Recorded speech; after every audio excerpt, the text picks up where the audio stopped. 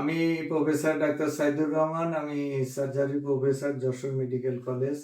আপনাকে তো 1 সপ্তাহ আগে আমি অপারেশন করছি। কি অপারেশন করছিলাম আপনার? অ্যাপেন্ডিক্স। কোন পদ্ধতিতে করছিলাম?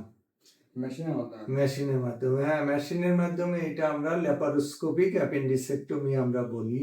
আমরা অ্যাপেন্ডিসেক্টমি দুইভাবে করি, একটা হাতে, নর্মালি হাতে কেটে করি, আর একটা মেশিনের মাধ্যমে ল্যাপারোস্কোপি। তা আপনার যে অপারেশন করলাম, অপারেশনের একদিন পরে আপনার ব্যথাটা কেমন ছিল? একদিন পরে বলতে স্যার, যেদিনকে অপারেশন করা হয়েছে তার পরের দিন থেকে ব্যথাটা আস্তে আস্তে কমে গেছে। তাহলে দেখেন, রোগীর এটা ল্যাপারোস্কোপি বা অ্যাপেন্ডিসেক্টমি করলে অনেক সুবিধা। রোগী এখন 1 সপ্তাহের ভিতরে একেবারেই তার স্বাভাবিক কাজকাম করতে পারছে।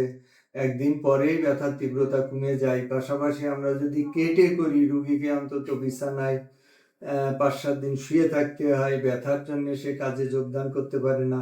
সবকিছু মিলাই কি ল্যাপারোস্কোপি করাটা আপনার জন্য ভালো মনে হয় কিনা? আমরা ভালো সিদ্ধান্ত দিচ্ছি কিনা আপনার জন্য? হ্যাঁ, ভালো সিদ্ধান্ত। কারণ এটা আপনার সাথে পরামর্শ করে তো যেহেতু করা হয়েছিল, আমি তো আপনার কাজের আমার কর্মের কথা বলছিলাম, সেক্ষেত্রে আপনি আমার ওইটাই বলছিলেন।